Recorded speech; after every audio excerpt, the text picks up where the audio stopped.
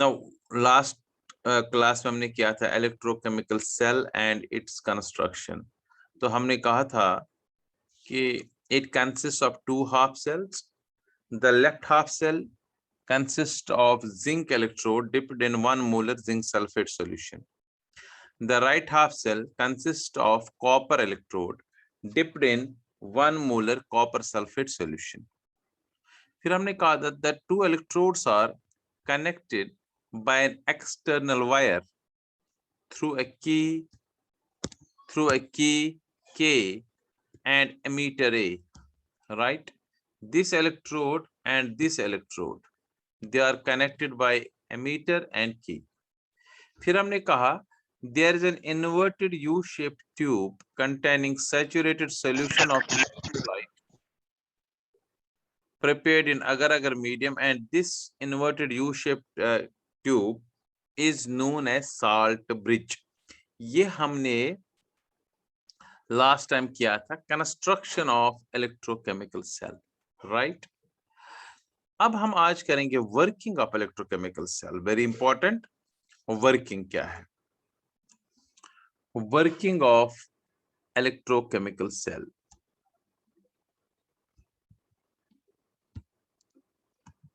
Now working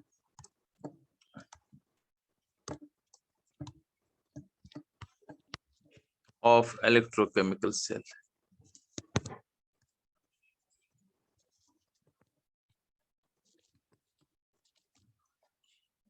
working में हमने क्या करना है? अब ये सेल कैसे इलेक्ट्रॉन्स प्रोड्यूस करती है? इलेक्ट्रॉन जो प्रोड्यूस करेगा, जो लूज करेगा, उसको हम बोलते हैं एनोड, और जो एक्सेप्ट करेगा उसको कहते हैं कैथोड, राइट? अब फिर डायग्राम की तरफ अब देखेंगे। जब हम की को इंसर्ट करते हैं, वी इंसर्ट दिस की, ध्यान से सुनो, यहाँ पर जो ये की है, इसको जब हम इंसर्ट करेंगे तो सर्किट कंप्लीट हो जाता है। व्हेन की इज इंसर्टेड, जब ये की इंसर्ट करते हैं हम, याद रहे ये की, I am showing it by this right spotlight, इस की को हमने इंसर्ट किया तो क्या हो जाएगा? सर्किट कंप्लीट होगा, इलेक्ट्रॉन फ्लो करेगा। अब हम कैसे कहेंगे कि इलेक्ट्रॉन कहां से कहां फ्लो? देखो ध्यान से, कोई भी सेल क्यों ना हो, electrons always flow from anode to cathode. ये आपको पहले याद रखना है। एनोड तो लूज करता है इलेक्ट्रॉन, कैथोड तो गेन करता है इलेक्ट्रॉन। ये हम पहले ही कह चुके हैं। सो अभी हमें क्या पता है इसमें एनोड कौन है, कैथोड कौन है? बिल्कुल नहीं। लेकिन एनोड कैथोड, एनोड लूज करेगा, एक इलेक्ट्रोड लूज करेगा, दूसरी जगह पर आयन गेन करेगा, और वो इलेक्ट्रॉन्स सपोज वो हम अभी बताएंगे। तो when the circuit is completed, मतलब inserting key, electrons always flow from anode to cathode. अब ध्यान से सुनिए, हमें कैसे पता चलेगा एनोड कौन है, कैथोड कौन है? एमीटर जो होता है, ammeter always gives us direction of current. This very important. जहां से इलेक्ट्रॉन्स आते हैं वहीं की तरफ एमीटर की डिफ्लेक्शन होती है। मैं यहां पर पहले दिखाता हूं अलग से। मान लीजिए एमीटर है, एमीटर में ये इंडिकेटर है। अगर इलेक्ट्रॉन, इसको ऐसे कनेक्ट किया हमने तार से, अगर इलेक्ट्रॉन यहां से आ रहे हैं इलेक्ट्रॉन, तो जहां से आ रहे हैं वहां की तरफ ये जो ये एरो होगा, ये इंडिकेटर होगा, वहां की तरफ जाएगा। मतलब ये इंडिकेटर फिर ऐसे दिखाएगा डिफ्लेक्शन, जहां से इलेक्ट्रॉन आएंगे वहीं की तरफ डिफ्लेक्ट करेगा। सपोज मैं कह रहा हूं इलेक्ट्रॉन उल्टी डायरेक्शन में आ रहे हैं, इलेक्ट्रॉन यहां से आ रहे हैं, इस डायरेक्शन से आ रहे हैं, तो जो ये एमीटर की डिफ्लेक्शन जो है वो वहीं की तरफ होगी। सो डिफ्लेक्शन ऑफ एमीटर जो है, पूरे ध्यान से देख लो बेटा, दिस वेरी इंपॉर्टेंट। इसमें ऐसे है, राइट की तरफ है, लेकिन इलेक्ट्रॉन ऐसे आ रहे हैं। सो तभी हम कहते हैं direction of current, this is direction of current, this is flow of electrons. Electrons जहां से आएंगे, याद रहे इलेक्ट्रॉन जहां से आएंगे वहां से, राइट, इलेक्ट्रॉन जहां से आएंगे वहां से क्या हो जाएगा, वहां से उसके अपोजिट डायरेक्शन में करंट की डायरेक्शन होती है ऑलवेज, क्योंकि जहां से इलेक्ट्रॉन आएंगे वहीं की तरफ डिफ्लेक्शन होगा। So deflection indicates direction of current. So याद क्या रखना आपको, direction of current is opposite to the flow of electrons. अब हम अपनी जगह पर आएंगे, अपने क्वेश्चन की तरफ आएंगे। अब ध्यान से देख लीजिए, अब मैं यहां की तरफ आ रहा हूं। हम देखते हैं जब इंसर्ट करते हैं कि जो डायरेक्शन ऑफ इंडिकेटर है, डायरेक्शन ऑफ करंट है, वो ऐसे होती है लेफ्ट साइड की तरफ। So this is direction of current. इससे आपको क्या पता चल रहा है, इलेक्ट्रॉन कहां से आ रहे हैं, लेफ्ट टू राइट या right to left? Left to right. So यहां से आ रहे हैं electron left to right. Yes. So electron, फिर हम कहेंगे कि यहां से इलेक्ट्रॉन आ रहे हैं, अल्टीमेटली यहां की तरफ फिर जा रहे हैं। सो बताइए मुझे, फिर इससे पता चला ना एनोड कौन है। एनोड ऑलवेज लूज इलेक्ट्रॉन्स, तो जिंक इलेक्ट्रोड यहाँ पर एनोड है। सो जिंक लूज करेगा इलेक्ट्रॉन, जब लूज करेगा तो मेटल, गेन करेगा तो आयन। तो ये वाला लेफ्ट हाफ सेल जो है, इसको अब मैं लिख सकता हूँ ये एनोड हाफ सेल है, क्योंकि इसने इलेक्ट्रॉन लूज करने हैं। कैसे किए वो हम बताएंगे आगे। वही इलेक्ट्रॉन बाहर बाहर से आके, वो इलेक्ट्रॉन यहाँ से आके, यहाँ से आके एमिटर को पास करके या इसके ऊपर आते हैं। मेटल इलेक्ट्रोड तो गेन नहीं कर सकता, लेकिन यहाँ आयन होते हैं इस वाले कंटेनर में। आयन गेन इलेक्ट्रॉन्स, मतलब कॉपर आयन गेन करेगा, वो हमें पता चलेगा अभी। सो ये बन गया cathode half cell, cathode half cell या cathodic half cell, anodic half cell या anode half cell, cathode half cell, right. मैं फिर कह रहा हूं, when the circuit is completed, electrons always flow from anode to cathode through the external circuit. The flow of electrons is shown by the direction of current, जो indicator show करता है emitter का, shown by emitter, in which direction, which shows direction of current that which is opposite to the flow of electrons. अगर right side होती इसकी deflection, तो फिर right to left electrons आ जाते। तो पहला पॉइंट इसमें अब हमने लिखना है, यहाँ पर लिख लो सारे। when the circuit is completed, when the circuit is completed by inserting key, completed by inserting key, की को इंसर्ट किया मतलब स्विच ऑन किया, की के भी लिख सकते हो, comma, electrons flow from, electrons flow from anode to cathode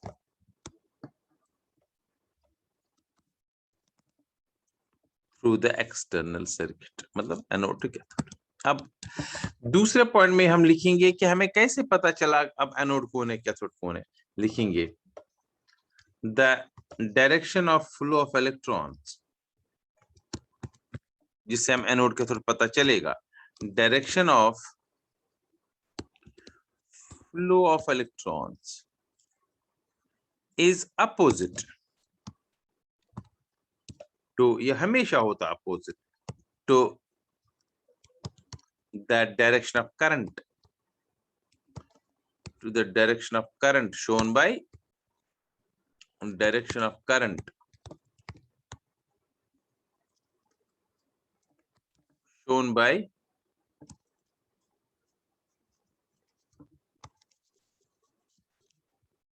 किसने शो किया, एमीटर, जो एमीटर शो करता है। Ammeter shows us direction of current, while as, याद रहे, which is opposite to the flow of electrons। तो इससे हमें पता चला एनोड कौन है कैथोड कौन। नेक्स्ट इलेक्ट्रो रिएक्शन जो होती है, अब हमें दिखाना है कि इलेक्ट्रॉन्स कैसे लूज होते हैं, कैसे गेन होते हैं। इलेक्ट्रो रिएक्शंस को बोलते हैं आर। अब इलेक्ट्रो रिएक्शंस क्या है वो हमने दिखाना है। पहला लिखेंगे एनोड रिएक्शन,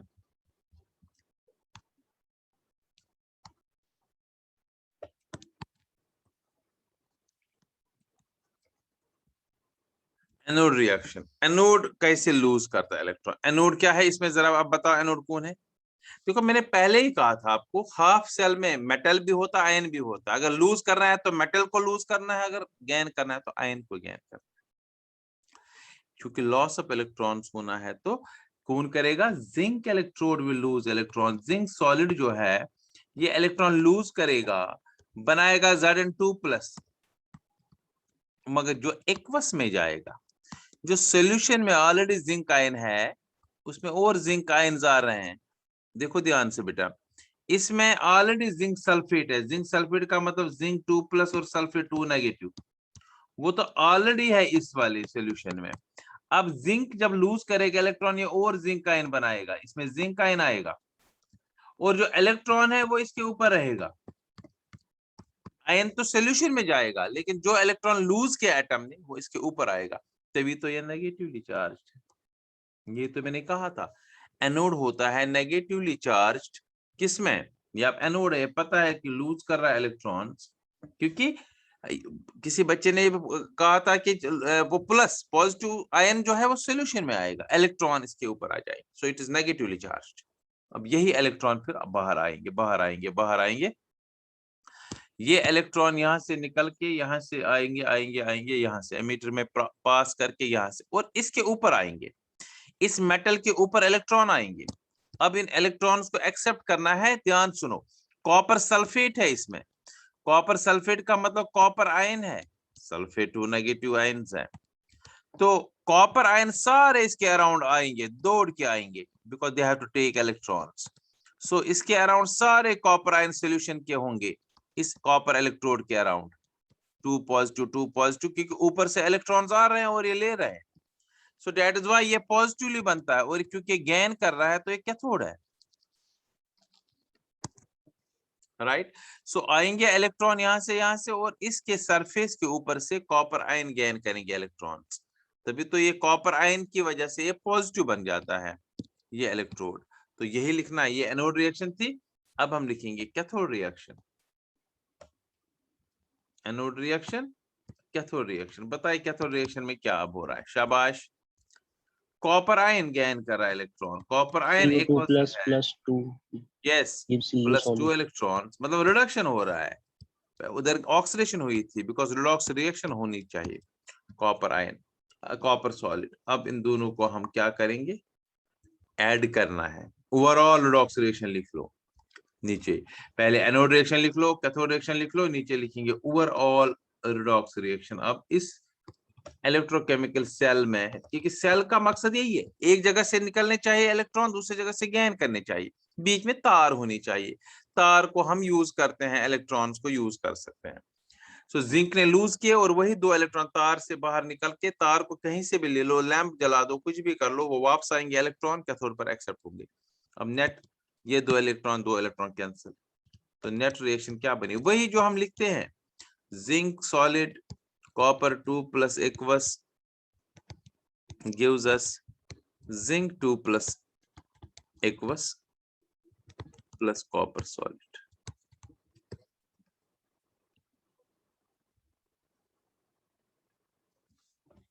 राइट, तो ऐड हो गए। ऐड तो करना ही है। Anode reaction cathode reaction overall तो लिखना है ना, ऐड क्या हो गया, तो ये हो गई टोटल फाइनल रिडॉक्स रिएक्शन। इसमें ये था वर्किंग। आई अगेन रिपीट, जब हम सर्किट कंप्लीट करेंगे, इंसर्ट की करके electrons flow from anode to cathode. अब हमें कैसे पता चलेगा एनोड कौन है कैथोड कौन है? डायरेक्शन ऑफ करंट से, which is opposite to the flow of electrons. फिर हम इलेक्ट्रो रिएक्शंस क्या है इसमें, इलेक्ट्रो रिएक्शंस आर, फिर हमने दे दी पहले एनोड रिएक्शन, फिर बताई कैथोड रिएक्शन। अब इन दोनों रिएक्शंस को ऐड करके ओवरऑल रिडॉक्स रिएक्शन दे दी। कोई शक इसमें? ये हो गया हमारा कि इसका जो इलेक्ट्रोकेमिकल सेल है इसकी वर्किंग। अब एक और चीज इसके नीचे लिखेंगे, ये नोट कर लिया आपने?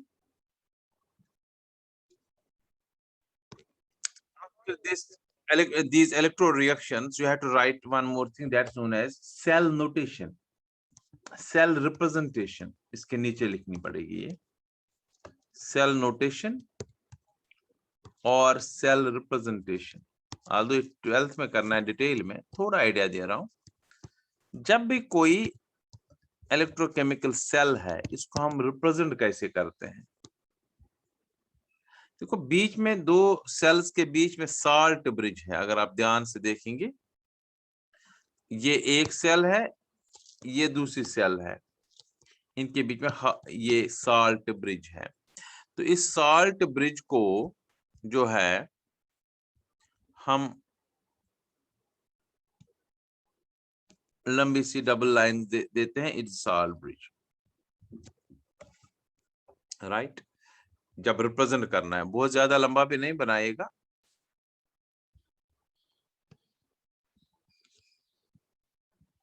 ये साल्ट ब्रिज है। लेफ्ट साइड में लिखेंगे हमेशा जो लूज करता है एनोड हाफ सेल, यहां से एनोड हाफ सेल लिखनी होती है, ये आपको याद रखना है। एनोडिक हाफ सेल या एनोड हाफ सेल, ये रिप्रेजेंटेशन है। राइट साइड में लिखेंगे कैथोड हाफ सेल और बीच में डालेंगे इसमें साल्ट ब्रिज। अब आपको बताना है एनोड हाफ सेल जो है उसमें क्या हुआ। अगर आप ध्यान से देखेंगे एनोड में क्या हुआ? ऑक्सीडेशन होगी। हाँ ठीक है, मगर जिंक सॉलिड किस में कन्वर्ट हो गया? Zinc zinc ion. आयन में। वही मैं यहां लिखूंगा, जिंक सॉलिड, छोटी लाइन, कन्वर्ट होना, सॉल्ट ब्रिज से छोटी लाइन, जिंक आयन में, ब्रैकेट में एक्वस में। यहाँ इवन मोलर कंसंट्रेशन भी गिवन होगी, कौन सा एक्वस सॉल्यूशन बना, 0.1 है, 0.2 है। जिंक सॉलिड गिव्स आयरन 2+, ये हो गया एनोड हाफ सेल। बताओ कैथोड हाफ सेल में क्या हुआ? Copper ion, copper ion convert हो गया copper solid. Copper ion aqueous convert हो गया कॉपर सॉलिड में। ये होगी सेल रिप्रेजेंटेशन। लेफ्ट वाली सेल जो एनोड हाफ सेल, नॉर्मली अगर आपके पास कोई सेल होगी, आपको पता है एनोड कौन है कैथोड कौन है। एनोड हमेशा लेफ्ट साइड रखते हैं और कैथोड हमेशा राइट साइड रखते हैं। सो एनोड लेफ्ट साइड और कैथोड राइट साइड, बीच में साल्ट ब्रिज रखा, ये हो गया बीच में salt bridge.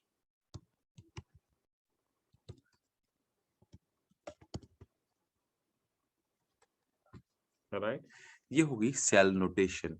Cell notation, left salt bridge के लेफ्ट साइड में anode half cell and right side में cathode half cell. Left side में मेटल स्लैश आयन और राइट साइड में आयन स्लैश मेटल। ये होता है सेल नोटेशन। अब नेक्स्ट क्वेश्चन लिख लो, ये लिखने के बाद नोट कर लीजिए। Then the next question,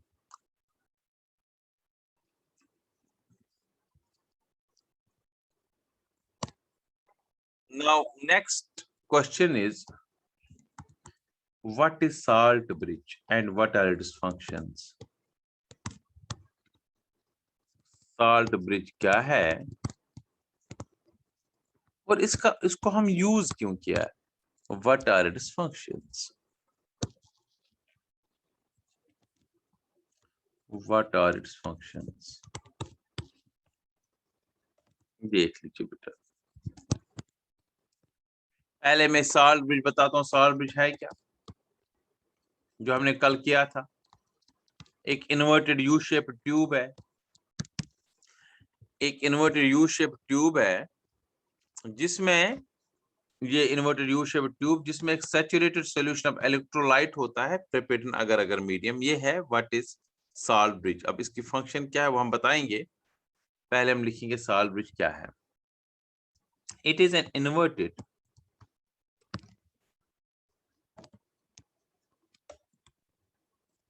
you shape tube, U लिख लो, inverted U shaped glass tube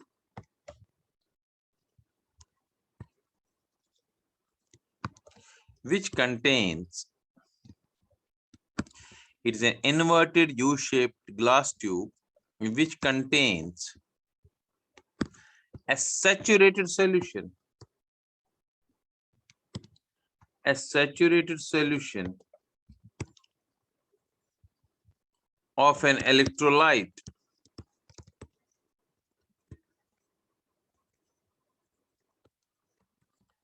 of an electrolyte prepared in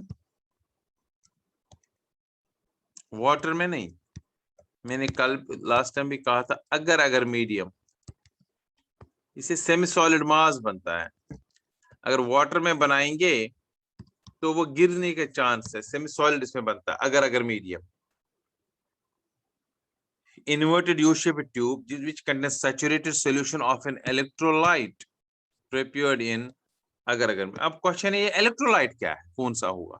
देखो बेटा, इलेक्ट्रोलाइट में कैटायन भी होता है, एनायन भी होता है, जिनका साइज तकरीबन बराबर होता है ना, ऐसे इलेक्ट्रोलाइट्स यहाँ पर लेते हैं, मतलब जिनकी मोबिलिटी सेम होगी, जिनका मूवमेंट सेम होगा। अगर एक बड़ा होगा एक छोटा होगा, ऐसा इलेक्ट्रोलाइट नहीं चाहिए। तो इसके नीचे लिख लो ये भी, ये पहले डॉट में लिख लो, नेक्स्ट डॉट में लिखेंगे द इलेक्ट्रोलाइट यूज्ड